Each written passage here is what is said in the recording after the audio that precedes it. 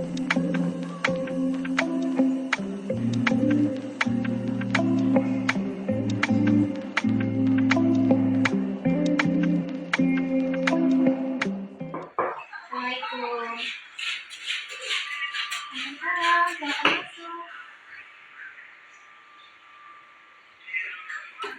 pagi. Pagi. Oke, kakak sebelumnya dari mana nih kak? Dari kampus. Oh dari kampus. Ini semester berapa? Semester 7. Semester 7. Jurusan apa nih? Jurusan Teknik Informatika. Oh teknik informatika. Itu daerah mana kampusnya? Di Depok sih, di Bundar. Oh Depok. Agak lumayan jauh ya kesini ya, Jakarta. Lumayan lah ya. Oke, sebelumnya kita perkenalan dulu ya.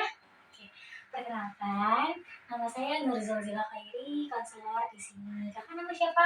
Oh, nama aku Alfani. Oh, Alfani. Oh, oke, kakak Alfani maunya dipanggil kakak, mbak, atau gimana nih anaknya?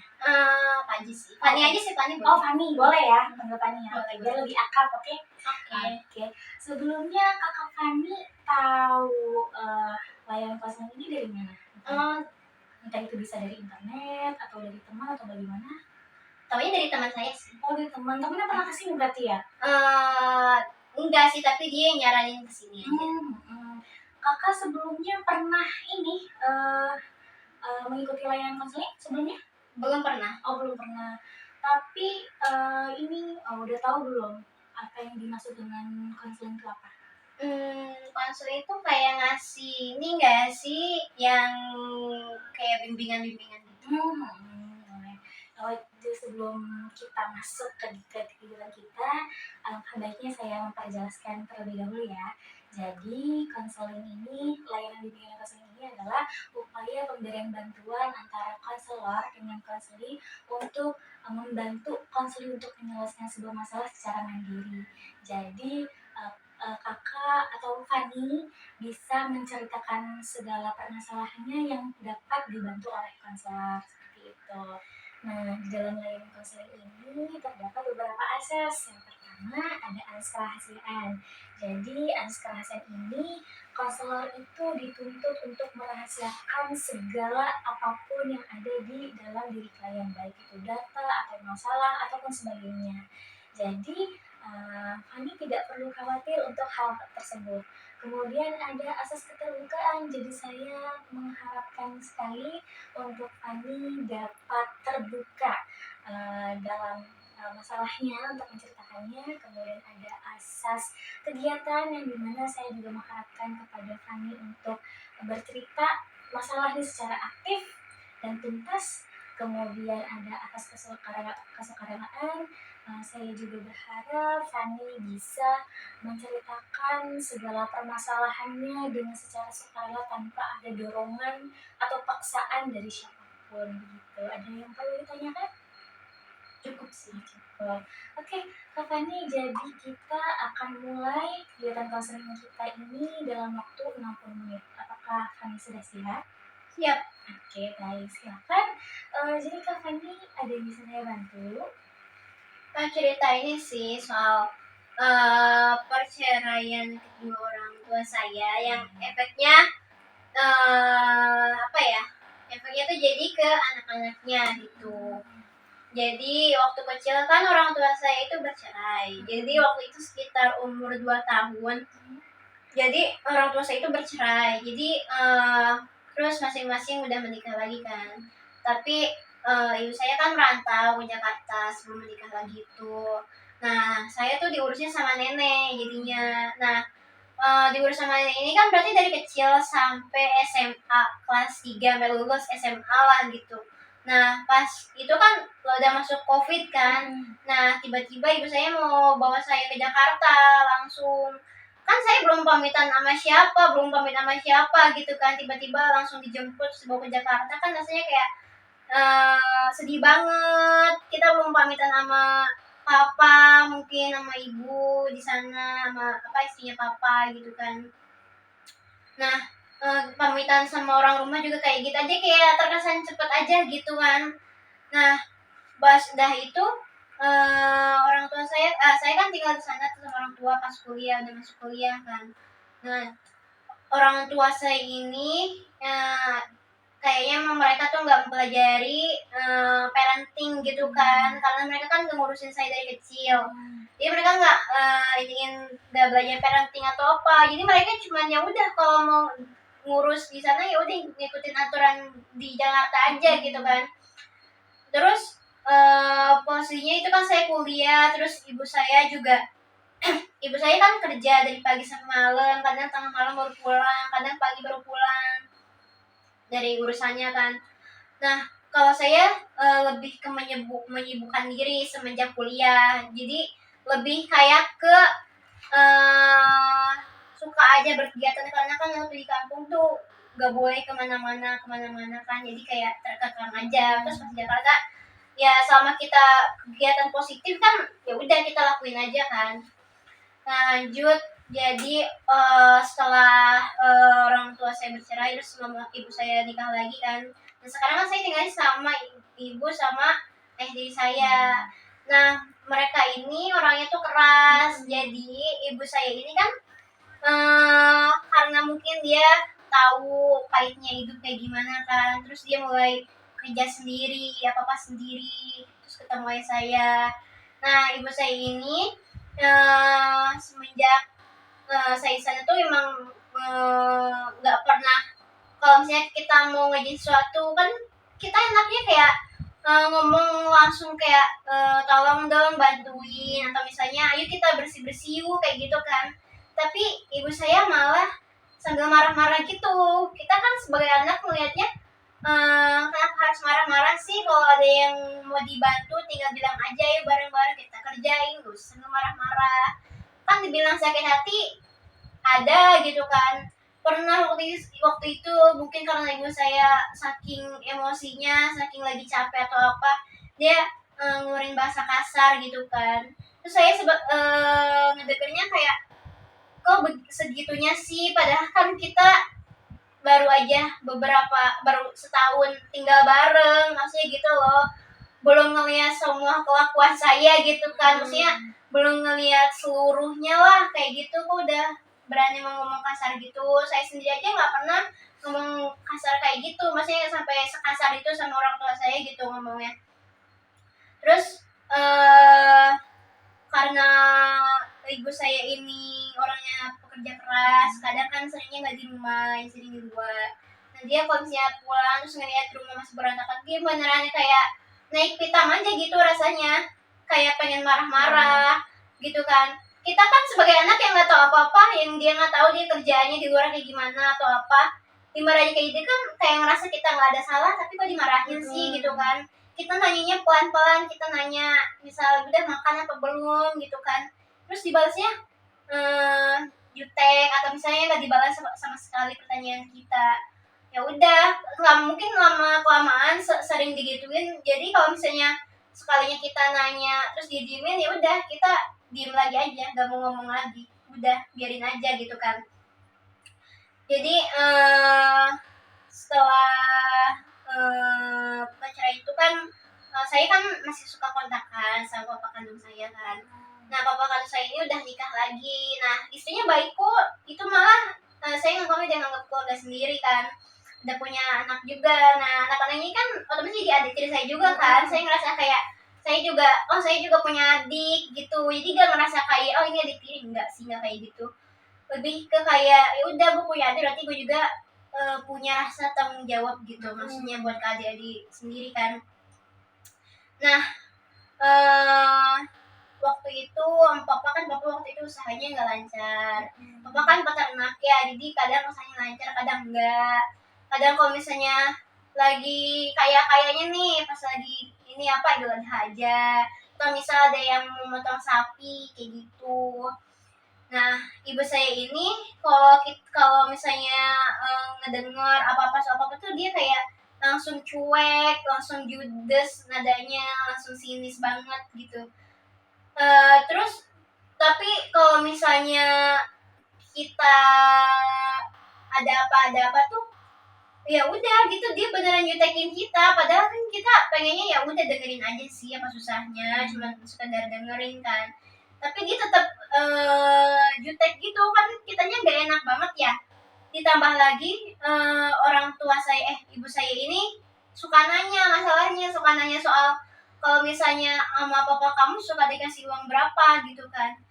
Kalau saya kan ya nggak mikirin ya, maksudnya nggak mikirin mau dikasih uang berapa, atau misalnya ya udah kalau misalnya nggak dikasih ya udah nggak apa-apa, kalau dikasih alhamdulillah gitu. Jadi kalau misalnya dikasih ya paling kalau misalnya berapa ratus, paling kalau berapa ratus itu sampai 1 juta atau berapa, ya udah alhamdulillah dapet.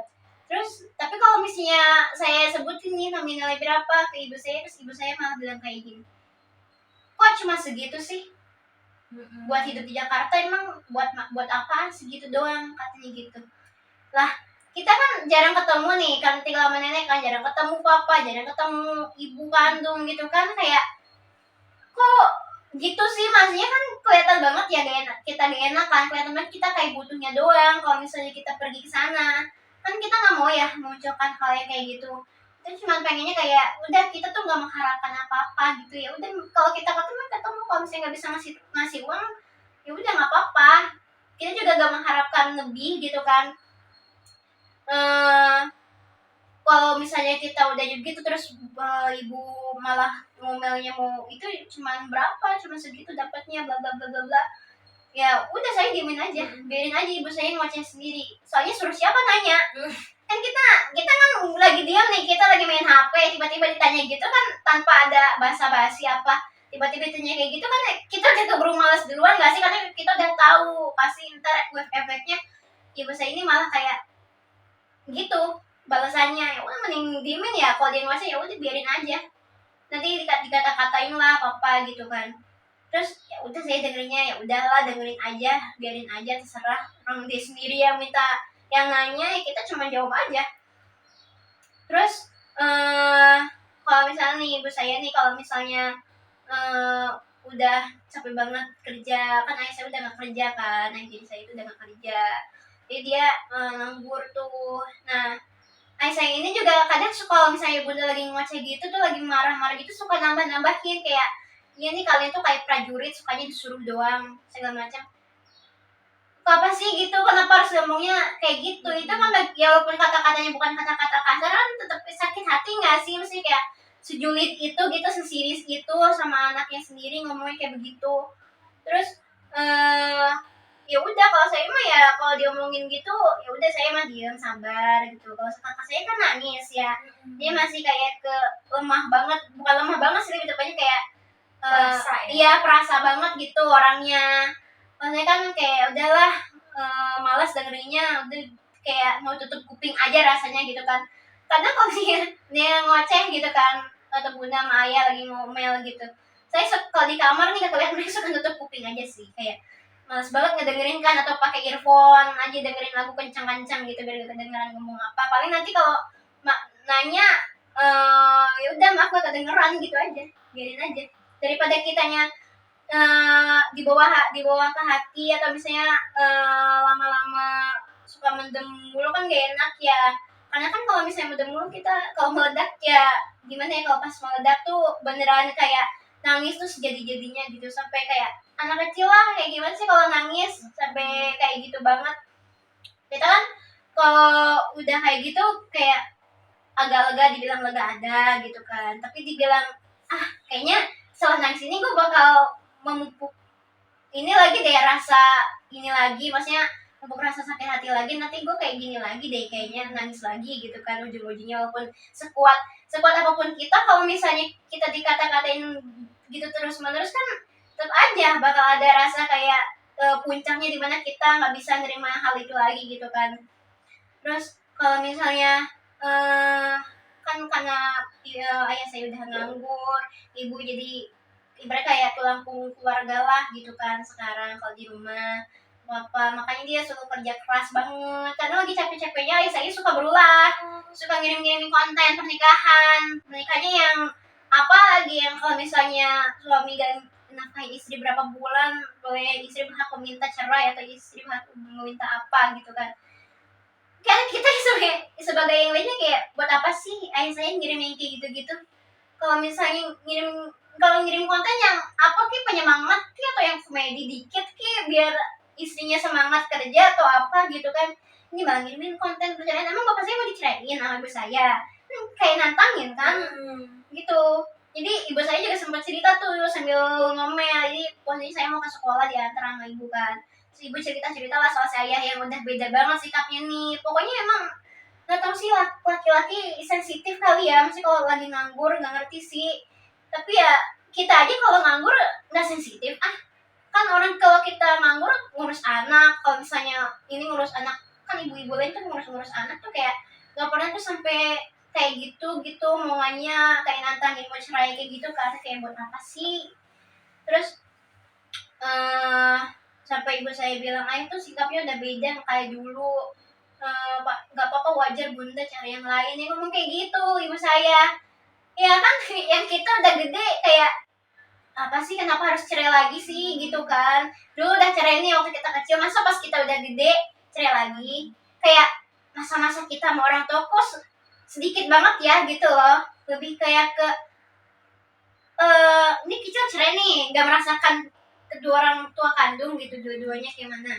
Terus pas gede baru aja nih sama orang tua nih udah kayak pengen runtuh rumah tangga gitu kan. Masa kita harus ngerasain lagi yang namanya dari kecil sampai yang SMA ini nggak diurusin sama orang tua sendiri sih, kayak gitu kan. Makanya ngapain harus cerai-cerai lagi, udahlah gitu, anak-anak udah gede, pikirin anak-anak aja, bener nggak usah mikirin ayah sikapnya kayak gimana. Udah terima aja, sekarang kita jalan aja lurus ke depan gitu, udah hadepin aja yang ada, nggak usah pakai cerai-cerai segala lah gitu. Maksudnya udah gak ya udah aja lah gitu. Lagian ayah saya juga di rumah nih, ya dibilang saya kasar juga kesel gitu kan, bukan karena dia kerja, tapi lebih kayak ke gak mau bantuin kita soal ini loh, urusan di rumah kayak cuci piring, ngepel, nyapu. Kalau sekarang kan kita mikirnya laki-laki ya udah, kalau nggak bisa kalau lagi nggak ada kerja bantuin kerjaan rumah. Masa harus cewek terus sih yang ngerjain semuanya gitu kan. Kalau saya sih berpikirannya kayak semua orang tuh sama gitu kalau di rumah.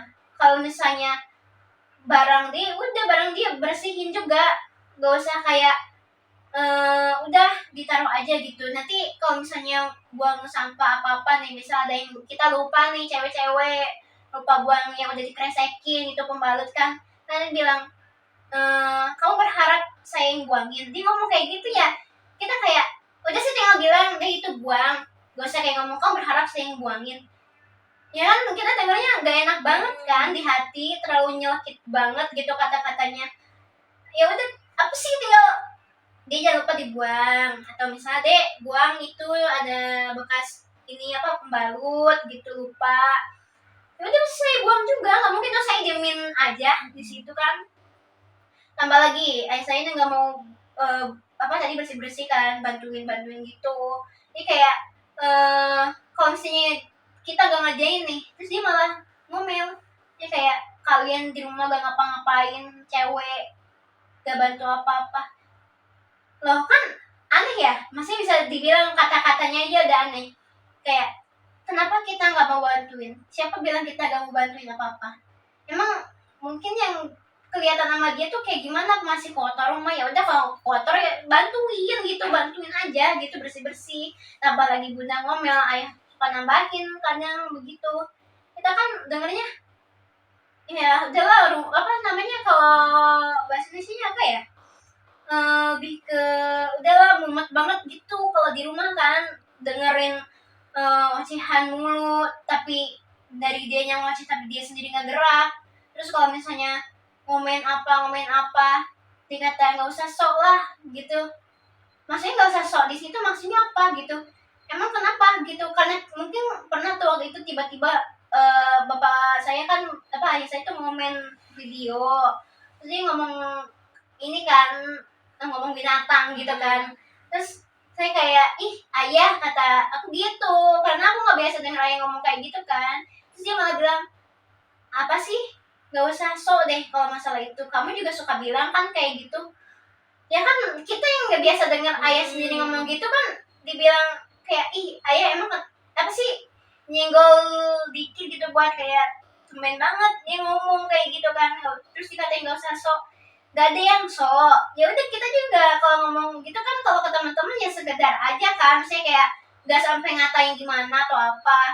Ya mungkin dia juga komen, tapi kalau saya gak terbiasa dengan ayah saya ngomong kayak gitu, ya udah saya kayak ih ayah ngomong kayak gitu, Kaget gitu ya. kaget.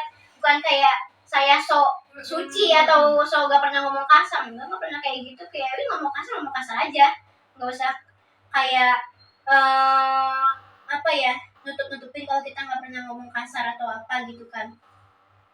Ya udah pas saya ngomong kayak gitu dia panjang lebar tuh ngoceh sambil sinis gitu, ya saya mau diemin aja, sabar gitu. Paling kita cuma ih doang, terus nanti urusnya panjang gitu kadang. Makanya terus apalagi kadang ayah saya itu soal makan kan masih pilih-pilih banget. Maksudnya ini kan orang seberang, orang Sulawesi, jadi kalau makan harus makan yang kayak ikan laut lah gitu-gitu. Kan kalau saya mah ikan laut suka, cuman kalau mau dibuat yang kita suka juga gitu, diolahnya. Terus ini saya kalau misalnya ibu saya buatin yang saya suka tuh nggak dimakan sama dia.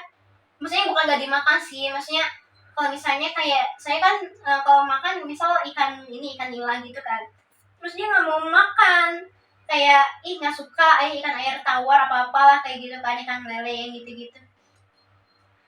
Ya udah sih dia selalu bilang ke saya, bukan bilang sih lebih tepatnya dia kayak nuduh iya gitu, dia ngomong kayak gini, setiap ada makanan sisa di rumah itu tuh anak-anak suka buang-buang makanan aja katanya gitu. Kok kita sih yang buang-buang makanan? Kenapa harus kita yang ngabisin semuanya? Kenapa nggak ayah saya juga bantuin ngabisin gitu? Padahal kan makanan yang dia mau juga. Katanya dibilang tuh nggak tahu deh itu anak-anak suka buang-buang makanan, buang-buang nasi. Kok buang-buang nasi sih? Kenapa kita yang disalahin di rumah kalau ada barang-barang yang terbuang? Kan kita di rumah nggak cuma berdua, nggak cuma saya sama kakak saya aja. Kan di rumah tuh ada bunda, ada ayah. Kenapa enggak mereka juga makan, mereka malah kalau misalnya kita ada makanan di rumah, mereka selalu kadang bikin mie lah, kadang beli makan apa burger lah atau apa. Ya kan siapa yang gak kesel? Tapi nuduhnya ke kita, nuduhnya kayak kok ke kita sih nuduhnya perkara buang makanan yang kayak gitu-gitu. Saya mah gak merasa suka buang-buang makanan kok. Aku gitu kan, aku sampai kesel banget tuh. Waktu itu ada nenek kan, kayak udah adek nggak apa-apa, udah biarin aja saya begitu kan. Terus ya saya dibilang kesel, ya kesel lah, siapa yang nggak kesel dibilang suka buang-buang makanan, dituduh kayak gitu. Orang kita udah apa-apa perkara, padahal yang sering masak di luar apa, misalnya kita tuh punya makanan yang sering masak-masak itu kan orang tua gitu kan. Ya, kok kita yang salahin gitu aja, kayak kesel banget lah pokoknya kalau masalah perkara dituduh kayak gitu. Terus kalau misalnya apalagi ya perkara barang dia kita pakai terus lupa dikembaliin itu kayak marahnya marah banget. Padahal kita juga kadang kalau misalnya dia butuh apa-apa tuh harus apa kayak apa ya, harus cepet gitu ya, sabar gitu. Kadang mereka kalau nyuruh kita tuh sampai teriak-teriak kan gak enak banget didengar ya. Kenapa orang tua, nggak tahu sih ini semua orang tua atau enggak, cuman kalau orang tua saya ini kalau manggil tuh sambil teriak-teriak gitu kan. Kenapa sih harus teriak-teriak? Kenapa harus sambil dari kamar teriaknya? Terus kenapa saat kita ngebales atau misalnya kita manggil orang tua kita nggak boleh sama teriak-teriak gitu. Apa ya? Aku nggak tahu sih, ini lebih kayak ke apakah emang begitu kan hukumnya kita ke orang tua nggak boleh teriak tapi orang tua boleh teriak ke kita. Kalau pandangan sih semua sama di rumah, kayak kalau misalnya orang tua saya teriak, ya udah kalau misalnya saya nggak dengar atau apa saya teriak juga, ya kenapa harus jadi masalah? Selalu bilang kenapa nggak nyamperin atau apa, ya kenapa bunda juga gak nyamperin kalau misalnya ada apa-apa minta tolong, jangan teriak-teriak. Misal minimal ade tolong apa, tolong gitu kan, kata-katanya nggak usah ade tolong, ade ini nggak pakai kata-kata tolong atau apa. Kan kitanya ya gimana, bingung deh pokoknya orang tua yang pemikirannya kayak gitu tuh apa-apa tuh kayak semua tuh orang tua tuh kayak nggak pernah salah gitu. Terus setelah tadi balik lagi ya ke topik yang ibu saya mau minta apa, bukan mau minta cerai tapi lebih tepatnya kayak rasanya kayak ya udah kalau udahan aja gitu. Terus mereka udah baikan tuh ceritanya, ya udah berlanjutlah tuh biasa ocehan di rumah, ngomel-ngomel kayak gitu. Dibilang kadang iri, nggak dibilang kadang iri orang tua orang lain juga kadang iya gitu kan. Kadang katanya dia dibikinin sama mamanya bekal atau misalnya dibawain apa sama keluarganya gitu kan dari rumah. Ini saya aja di rumah kayak kalau kita nih masak, kita kan kalau mau pergi pagi-pagi kan buru-buru banget ya, maksudnya masak ya udah seadanya buat kita makan aja. Terus dikatain begini, eh ini posisinya orang tua masih tidur kan, terus pas kita udah selesai makan dia baru bangun gitu. Terus dia bilang kayak gini, ada yang udah makan, udah soalnya dia mau kesini gitu kan, kok nggak dibuatin juga sih gitu kan. Kan kita waktu itu buru-buru banget ya, maksudnya kayak kadang kalau misalnya kita bikin sebuah buah sarapan tuh kadang nggak dimakan juga sama mereka, kita jadi bingung. Terus dia malah, orang tua saya malah bilang, iya kalian tuh jadi orang egois banget gitu di rumah, apa-apa sendiri, apa ini kalian nggak tahu rasanya kerja atau nanti udah punya suami atau apa. Ya apa ya, kok tiba-tiba ngomongnya ke situ sih, maksudnya kalau dibilang orang tua orang lain juga malah orang ibunya yang nyediain buat anaknya kan, maksudnya buat sarapan atau apa buat suaminya juga. Ini kok kita ini katanya egois gitu kan. Ya udah saya kayak lebih ke ya udahlah, langsung mau makan apa, bener mau makan apa, nanti bilang nggak usah, ya kan serba salah lagi kan, serba salah banget tuh di situ. Udahlah saya tinggalin aja pergi. Makanya saya tuh selalu suka banget pergi-pergi keluar, berkegiatan di luar, apa kayak gitu daripada di rumah dengerin omelan atau apa, tambah lagi kadang orang tua yang apa berantem gara-gara hal apa, salah paham atau apa. Kan kita kalau ada apa-apa tuh coba diomongin aja gitu. Kita kan sebagai anak, kita pengen tahu ya, pengen jadi temen cerita orang tua kita gitu. Kadang waktu itu pernah suasananya tuh lagi jelek lah di rumah tuh, terus ngerasa kayak ih kok gini sih. Terus waktu itu posisinya ibu udah berangkat kerja kan, terus saya bilang ke ayah, nanya, ayah kenapa, ayah mau cerita enggak, kalau mau cerita cerita aja nanti ya didengerin gitu kan. Terus dia malah pergi, malah sambil ngomong gak ada cerita, saya bukan pendongeng, dia ngomong kayak gitu. Ya kita udah berusaha untuk berbaik hati, kayak pengen tahu ada apa. Kita kan kalau udah gede kan kenapa sih harus ditutup-tutupin gitu, tinggal cerita aja. Emang kita anak kecil di rumah ya, mungkin bagi orang tua kita anak kecil, tapi kan kita yang berpikirannya kayak kita tuh udah gede loh, kita berhak tahu apa yang terjadi gitu kan dari kedua orang tua kita ini. Terus pas saya pergi tuh selesai itu malah dikirim di grup keluarga, dibilang kayak gini sama ayah, ini kalian gak ngerti kalau dihalusin, kalian kayaknya baru mau gerak kalau misalnya dikasarin. Ini kalau misalnya ayah sampai lihat lagi AC gak dimatiin, kabel gak dicabut atau apa, lihat aja nanti, dia ngomong kayak gitu. Nah saya lagi capek-capeknya hidup, lagi capek-capeknya banget tuh kan, kayak kok apa sih kok ngomongin gitu amat. Dia nggak tahu apa kita punya masalah di luar rumah juga, atau misalnya kita punya kendala apa gitu. Sebenarnya saya tuh nggak pernah ditanya kuliahnya gimana, atau misalnya ada apa, terus sekarang kegiatannya ngapain aja di sana, teman-temannya kayak mana, itu nggak pernah ditanya. Diapresiasi pun nggak pernah. Malah kalau misalnya kita ngebuat apa yang bakal orang tua kita, malah dijatuhin kayak gini, udah nggak usah terlalu senang, nanti kayak gini-gini, nggak usah senang. Atau misalnya ya buat gitu aja, kan emang jurusan kamu buat kayak gitu. Ini apa salahnya sih kita diapresiasi sedikit gitu kan. Perkara ya udah saya cuma nunjukin nih saya udah bisa ini gitu loh maksudnya. Terus dibilang oh buat ini doang, kayaknya kalau yang lain nggak bisa gitu kan, dia ngomong kayak gitu lah saya tuh gitu. Ya udahlah, daripada saya moodnya waktu itu bete kan, ya udahlah karena lagi senang juga tuh waktu itu, udah bisa apa gitu kan, udahlah nggak mau mikirin itu kan. Tapi dibilang sedih mah ada, sedih banget lah, nggak ada apresiasi sama sekali sama orang tua, misalnya cuma marah-marah aja. Terus kadang kalau misalnya ada apa-apa tuh dia tuh nggak pernah kayak nggak nyontohin gitu loh, oh kita harus kayak gini. kita nggak boleh kayak gini. Jadi nggak cuma harus keluar dari mulut dia aja, kamu harus gini gini gini, tapi dianya sendiri nggak kayak gitu. Itu lebih kayak greget banget sih kadang, makanya males banget kalau di rumah cuma makan tidur, apalagi tuh ketemu orang tua ya udah gitu aja. Ntar kalau misalnya kita nih gak nih kan biasanya kita kakak tuh suka nimbrung ke kamar orang tua kan, suka apa namanya suka bercanda-bercanda. Kalau saya hobinya di kamar sendiri aja gitu. Nggak tahu kenapa saya nggak ada ngerasa kayak biasa aja gitu. Kalau misalnya nggak kumpul kayak gitu biasa aja rasanya. Malah saya kalau misalnya lagi kumpul gitu rasanya nggak nyaman. Kayak ada perasaan di mana kalau misalnya lagi ngumpul keluarga tuh kayak pengen cepet-cepet udahan. Bukannya saya nggak sayang keluarga ya, tapi lebih kayak ke gak nyaman aja gitu rasanya. Terus dibilang katanya ada nggak keluar salah, atau misalnya ada ini hobinya sendirian aja, menyendiri gitu kan.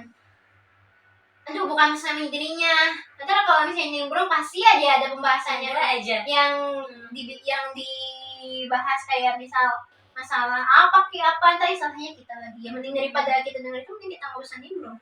Apa kalau misalnya di situ.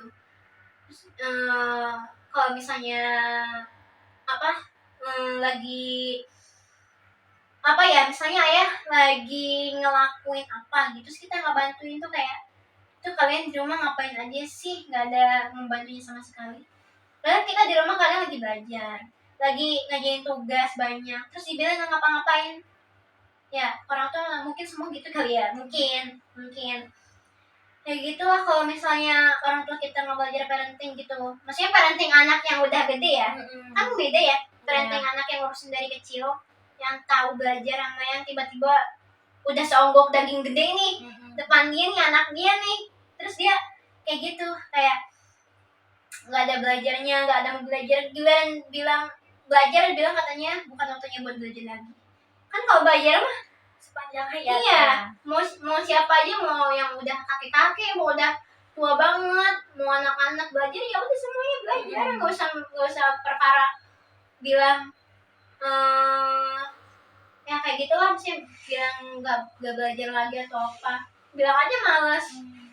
Maksudnya gitu loh, apa-apa tuh. Terus pernah tuh waktu itu dibilang perkara nganterin kita nih, nganterin pergi, bilang katanya kalian tuh sih belajar ini, belajar tahu kehidupan, harus belajar naik angkot lah, belajar susah sebelum naik angkot, nyari angkot atau apa gitu kan, harus belajar lebih prihatin sama keadaan. Padahal kan ada motor di rumah ya, kayak apa salahnya sih dianterin gitu. Kok tiba-tiba melebar ngomongnya katanya kalian gak prihatin sama keadaan atau apa. Ya kan kita cuma lihat ya udah ada motor tinggal anterin, apa susahnya. Dikata kita tuh gak mikirin keprihatinan itu. Padahal saya bilang aja gini, bilang aja gak mau nganter, saya bilang kayak gitu. Daripada dia ngomong apa yang lebar, bilang aja emang intinya itu kan gak mau nganter, intinya udah mending naik. Itu tuh kadang kalau misalnya saya kesel tuh sama orang tua tuh kadang mau nganter tapi ya gitu nganternya kayak mending gak usah lah gitu, maksudnya kayak yaudah kalau misalnya nggak mau mah nggak usah sampai pakai ngomong kayak gitu segala, gak usah ngomong udah nanti nganterin tapi pas nanti di jalan tuh ngomel-ngomel atau apa, mending gak usah ya gitulah cerita yang akhirnya nggak jadi cerai. Mungkin nggak tahu sih kedepannya, semoga aja enggak. Nanti sih ceritanya. Oh begitu, Fani. Saya turut merasakan apa yang kamu rasakan. Tapi sebelumnya saya ingin bertanya, kamu berapa saudara ya? Kalau yang kandung berdua, aku sama kakak. Cuman kalau sama adik-adik yang dari papa yang sama istrinya yang baru itu 2. Jadi kalau sama saudara tuh kayak 4 bersaudara sih. Tapi yang sekarang tinggal sama kakak aja? Sama kakak aja. Mungkin tadi kalau kamu menyebutkan bahwa ayah ibu kandung kamu kan sudah pisah sejak kamu kecil ya, ya kan, terus kamu tinggal sama nenek kakek, diurus sama nenek kakek, terus tiba-tiba pas kamu besar kamu tinggal dengan ayah ibu kamu, ya kan, itu pas pertama kali kamu tinggal sama ibu ayah kamu, walaupun ibu kandung dan ayah tiri, itu bagaimana perasaan kalian berdua dan kamu? Kalau aku sendiri sih pasti sedih karena awalnya sedih karena kan gak cukup buat apa ya kayak say goodbye gitu loh, maksudnya ke rumah yang udah banyak kenangannya dari kecil kan, maksudnya kayak dari kecil aku di sini nih, aduh kayak masa dalam sehari semalam aku udah nggak tinggal situ lagi gitu kan, maksudnya tanpa ada pamitan yang gimana gimana gitu kan. Terus dibilang seneng ya biasa aja sih, lebih tepatnya kayak masih sedih aja sih soalnya waktu itu eh karena dulu masih banyak kenangannya banget di rumah itu kan, jadi kok pas seneng agak ada rasa gak nyaman tuh ada pasti gitu sih, tapi ya udah dijalanin aja sih. Kalau kakak kamu bagaimana? Ya kalau kakak saya sih dia lebih kayak udah deh udah kita terima aja gitu, kita terima aja kita di sini dulu, nanti kalau misalnya kita mungkin kita suatu saat kita udah punya kerjaan sendiri, mungkin bisa jadi kita pindah kemana lagi, atau misalnya suatu saat kita bisa aja pindah ke wilayah lain, ke provinsi lain kan bisa aja kayak gitu sih. Berarti kakak juga saling nguatin, saling support ya. Hmm. Jadi nggak ada hal-hal yang bikin renggang, nggak ada ya. Iya, ada bener. Terus bagaimana hubungan kamu dengan ayah juga ibu tiri kamu? Ayah sama ibu tiri papa ya, maksudnya papa Iya. sama ibu tiri. Ah. Kalau saya sama papa sama ibu sih iya kayak ke orang tua aja, biasa kayak udah nganggep banget orang tua banget gitu ke ibu, walaupun ibu tiri, soalnya baik banget orangnya, beneran baik dari kecil kan udah kenal, terus udah sering main, sering ketemu tuh kayak ada kayak ibu sendiri aja gitu, kayak apa ya, lebih tepatnya kalau ke ibu itu mungkin kalau ke ibu kita lebih kayak ke dapet kasih sayangnya, kalau makan apa-apa dibuatin gitu. Cuman kalau ke bunda mungkin dia lebih ke materi gitu. Jadi kayak walaupun nggak satu orang, tapi kayak mereka berdua tuh kayak melengkapi gitu. Walaupun ya emang jarang ketemu juga, tapi kita beneran kayak ngeluarga sendiri. Oke. Oh iya, tadi kamu juga menyebutkan bahwa kamu kan lebih betah di rumah nih, lebih betah di luar dibanding di rumah karena menurut kamu di rumah ini bikin gak nyaman semenjak kejadian hal-hal yang bikin kamu gak nyaman lah gitu. Nah, pas kamu di luar itu kegiatan apa sih yang kamu lakuin atau ada hal-hal yang paling kamu suka tuh apa? Kalau di luar sih paling ngeband, itu kan organisasi. Ya. Terus kegiatan ini lab, anak-anak lab, asisten lab kan kadang mentor juga. Terus kadang misal main sama teman-teman, terus kan ikut kampus mengajar juga. Jadi kayak banyak aja gitu yang didapetin gitu, alhamdulillah itu halnya semuanya positif gitu. Apalagi semenjak ikut kampus mengajar kan, jadi kayak banyak banget temen, terus banyak banget cerita-cerita lah gitu, maksudnya yang mungkin aku bisa ceritain ke teman-teman aku, tapi aku nggak bisa cerita ke keluarga aku di rumah kayak gitu. Tapi kamu pernah nggak sih cerita sama kakak tentang hal ini? Suka cerita, cuman kakak kan orangnya lebih kayak ke udah adik sabar, mungkin bunda lagi capek atau ayah lagi capek atau apa, ya kita saling nguatin aja sih kalau aku sama kakak di rumah, kan aku juga gak mau ngebebanin dia kan, karena mungkin dia juga punya masalah sendiri di luar kayak gitu. Oh iya, pas ketika kamu di luar itu kan kamu ngeband, organisasi, atau kamu menyibukkan diri dengan mengikuti kegiatan-kegiatan, ada nggak sih hal yang kamu suka dan itu kamu ulangi berulang-ulang? Ada nggak sih? Yang aku suka Kegiatan apa? kegiatan semua kegiatan tuh kebiasaan. Kalau misalnya ada yang kegiatan-kegiatan misal volunteer, atau misalnya yang kegiatan-kegiatan yang free kayak seminar di luar gitu, atau misalnya kayak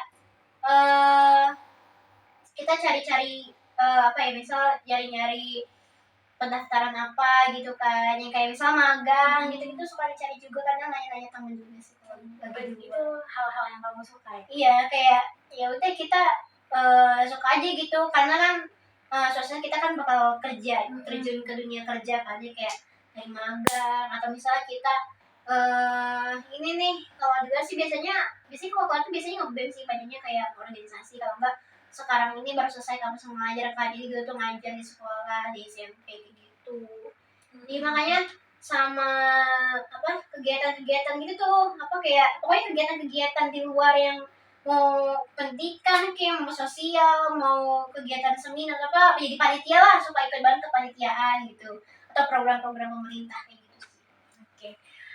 Eh, jadi dari cerita yang saya dengarkan dan saya simak, mungkin hal-hal itu bakal memicu diri kita seperti adanya stres atau emosi atau hal-hal untuk menyalahkan diri sendiri atau menyalahkan untuk orang lain, otomatis itu kan pasti disebut stres ya. Nah, ketika saya tadi menanyakan hal-hal yang kamu suka, pada saat kamu melakukan kegiatan tersebut, apakah stres itu hilang dengan adanya kamu melakukan kegiatan itu? Lebih tepatnya kayak nggak terlalu mikirin sih, jadi nggak terlalu mikirin banget di rumah, jadi kayak ya udah kalau di luar kayak ya udah kita kerjain aja yang di luar tuh kayak gimana, nggak mikirin yang di rumah masalah gitu. Tapi ketika pas di rumah, Ya muncul lagi perasaan ya gitulah, muncul lagi. Tapi pada ada nggak sih selain kegiatan itu ketika kamu stres kamu ngapain gitu? Ketika aku stres aku ngapain? Denger musik, Dengar nonton film, rebahan, terus kadang nginap di rumah teman. Kalau enggak apa ya ngerjain tugas sih. Kalau sekarang kan lagi sibuk PI ya, jadi kayak kadang nginap di rumah teman sambil mau ke sekolah, terus sambil ngerjain PI, sambil ngerjain pembuatan aplikasi gitu. Menurut kamu mana yang lebih nyaman untuk mengurangi stres itu? Maksudnya gimana nih? Yang tadi untuk ikut kegiatan atau dengar musik atau bagaimana gitu? Lebih ke ikut kegiatan sih. Ikut kegiatan karena rasanya kayak emosi negatif itu kita hilangin, kita ikut sama kegiatan-kegiatan yang lebih positif gitu ya. Iya benar. Oke. Dari awal cerita sampai yang tadi saya tanya, saya izin untuk kasih kesimpulan. Oke. Jadi Fani ini dua bersaudara. Jadi kamu ini tinggal sama nenek kakek dari kecil, kemudian pas sudah dewasa tinggal sama ibu kandung dan juga ayah tiri. Setelah kamu tinggal sama ibu dan ayah tiri kamu merasa terlalu banyak tekanan dan juga hal-hal yang tidak diduga sebelumnya, dan kamu juga merasa kayak untuk menyalahkan diri sendiri, menyalahkan orang lain, dan juga kamu juga seperti ini ingin mengeluarkan tapi tetap menjaga perasaan orang tersebut. Kemudian kamu juga adalah keinginan untuk diapresiasi untuk kepada orang-orang yang kita sayang gitu kan, ingin ada setitik kasih sayang yang diberikan oleh orang tua kepada kamu gitu kan, ingin ada kehangatan dalam keluarga, ingin adanya punya banyak waktu luang sama keluarga. Cuman hal-hal itu yang bikin kamu kayak untuk karena ada hal-hal yang dibikin sama orang tua tuh yang kurang enak didengar di kamu, cuman ketika kamu ingin melakukan hal-hal yang positif kepada keluarga kamu, tapi keluarga kamu sudah take down dulu, udah bikin kamu down duluan, kamu jadi kayak hilang, jadi kamu lebih merasa pengen sendiri aja, jadi lebih merasa nyaman untuk melakukan hal-hal sendiri dibanding sama keluarga, seperti itu. Benar begitu? Betul. Oke Fani, jadi saya ingin mengajak kamu untuk jadi bermain peran. Misal nih, aku penjelaskan dulu ya. Jadi aku sebagai konselor, aku dapat berperan kamu bisa sendiri. Jadi kamu bebas buat kamu pengen apa yang pengen kamu bicarakan, yang sebelum pernah bicarakan kepada orang tua kamu. Kamu juga untuk ngeluarin semuanya. Siap? Bisa ya? Balik peran bisa? Oh ya, oke. Bisa ya? Harus berdiri. Jadi diri kamu sendiri. Oke, siap ya. Jadi kamu bisa berperan dengan diri kamu sendiri dan saya bisa berperan jadi orang tua kamu. Kamu bebas untuk mengeluarkan semua yang ada di dalam hati kamu, boleh? Boleh. Siap ya? Oke. Siap. Kita siapin aja sih. Ah, Bun, Iya. kayaknya aku bukan kayaknya sih, aku kemarin kan tes ini kampus pengajar, terus ternyata aku lolos. Itu lolos kampus pengajar, dia sekolahnya di Jatinegara gitu. Nanti kalau misalnya bunda kayaknya ke sana, bisa kali dianterin. Bunda pikir-pikir dulu ya. Soalnya kan kerjaan bunda banyak nih. Bunda yang mikir-mikir dulu bisa anterin kamu atau enggak. Oh, atau ayah gitu, suruh coba ayah buat anterin. Kan ayah nggak ngapa-ngapain, kan ada motor juga. Coba deh kamu yang ngomong sama ayah sendiri. Kalau Mayo males, jawabannya gitu pasti jawabannya ada aja. Pasti dia nggak mau nganterin. Sama aja kayak bunda. Coba aja kamu sendiri sana. Ya udah, aku nanti ngomongin sama ayah deh. Tapi kalau misalnya gak mau, belum mau nganter. Ya kan bunda lihat-lihat dulu. Udah deh. Ini, oh iya kan aku ceritanya udah ini ya, udah 4 bulan atau udah mau akhir gitu. Aku ini disuruh bikin aplikasi sama teman-teman, lumayan juga buat kerjain PI kan. Doain ya, semoga aplikasinya berjalan dengan lancar. Ya, amin. Pokoknya nanti kalau misalnya insya Allah kalau misalnya udah selesai, jadi aku bisa langsung sidang. Nanti bunda beliin aku paket ya. Kalau sempat. Kenapa sih harus sempat? Ya, bunda lihat waktunya bunda lah. Lihat waktu mulu. Kenapa emang kamu maunya apa?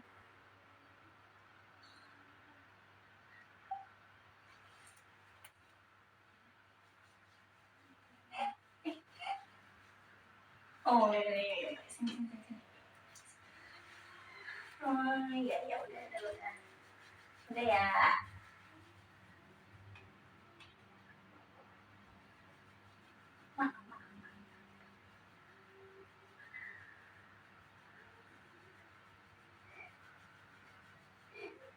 Oke, kalau udah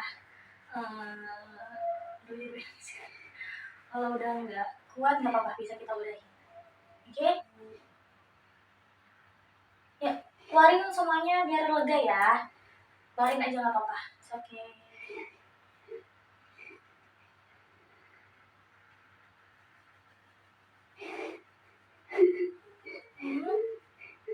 Nggak apa-apa, keluarin semuanya, keluarin. Nggak apa-apa. Nggak apa-apa. Nggak apa-apa, nggak malu. Oke, Fanny anak baik banget.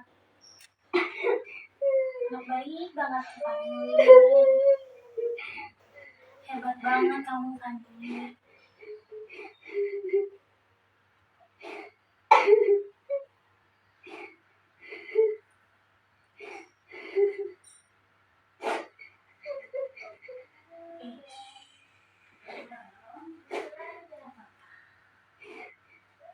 Maafin sama orang yang pernah jahat sama kamu.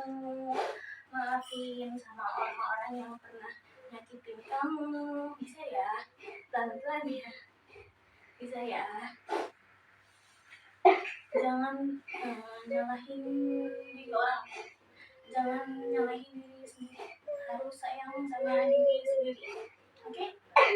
Bisa ya? Maafin ya. Kalau kita maaf sama orang tuh pasti lega banget bawaannya. Bisa ya? Pelan-pelan ya prosesnya. Proses. Oke, bisa.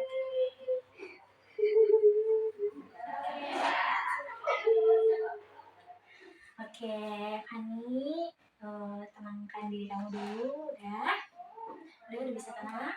Oke, kegiatan selanjutnya yaitu saya ingin memberikan suatu artikel yang dimana artikel itu sama dengan masalah yang mungkin kamu hadapi sekarang ini. Saya minta kamu untuk membaca dan memahami. Bisa ya? Ya, bisa. Oke. Baik, saya juga akan memberikan kamu waktu untuk membacanya. Silahkan. Wow, banyak sekali dong nih.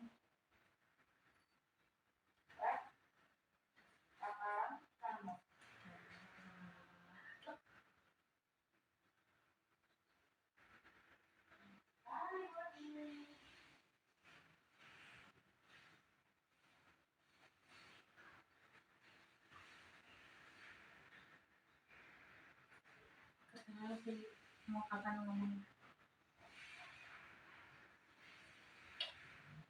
Udah?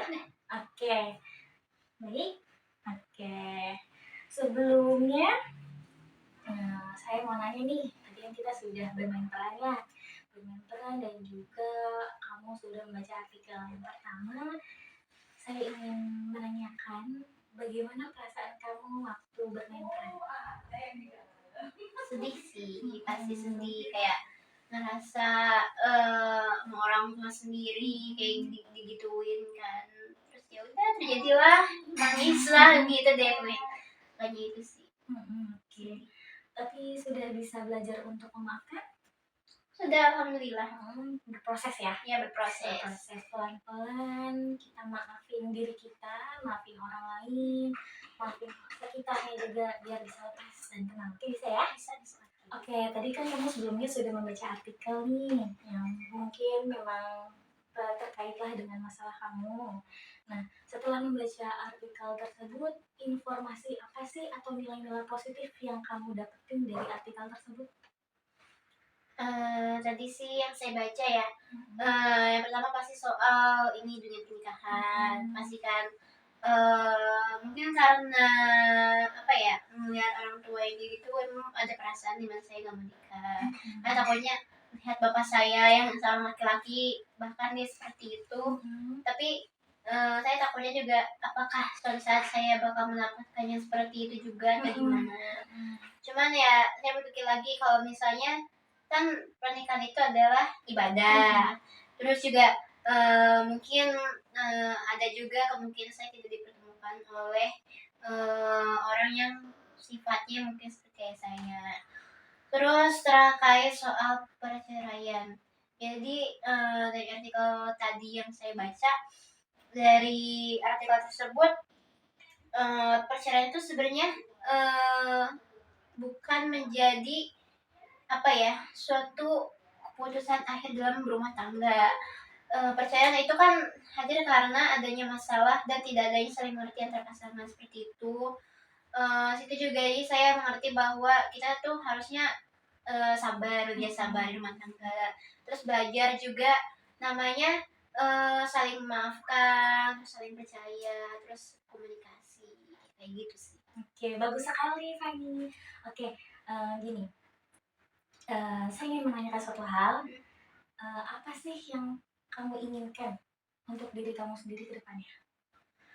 Yang saya inginkan untuk diri saya ke depannya yang pasti lebih apa ya, lebih kerja keras, lebih giat lagi, terus lebih bisa sukses pasti. Terus lebih bisa mengontrol emosi sama mengontrol hal-hal yang tidak kita inginkan. Nah, dari hal-hal yang kamu inginkan itu, bagaimana cara kamu mencapai itu? Kamu harus melakukan apa? Pertama sih banyakin diskusi, maksudnya sama mungkin orang juga punya nasib serupa. Nanti kita diskusi gimana caranya mereka bisa ngehandle emosi mereka, ngehandle ketika masalah yang selalu datang kita, yang itu aja yang datang, gimana caranya kayak gitu. Oke, bagus sekali Fanny. Kamu sudah berpikir secara rasional, secara positif. Kamu juga udah tahu apa yang mesti kamu lakukan, bagaimana kamu berproses secara mandiri juga kamu udah hebat. Kamu sudah berpikir sejauh seperti itu. Oke, baik Fanny. Ini ada kontrak perjanjian yang dimana nanti kamu bisa nulis yang tadi kamu sebutkan apa yang kamu inginkan dan apa yang nanti akan kamu lakukan di sini. Kemudian nanti kamu bisa tanda tangan di bawah ini. Nah, yang nantinya kontrak perjanjian atau persetujuan ini akan konselor tinjau lebih lanjut dan juga ingin mengetahui proses dari yang kamu jalani. Oke? Ya. Oke. Silakan.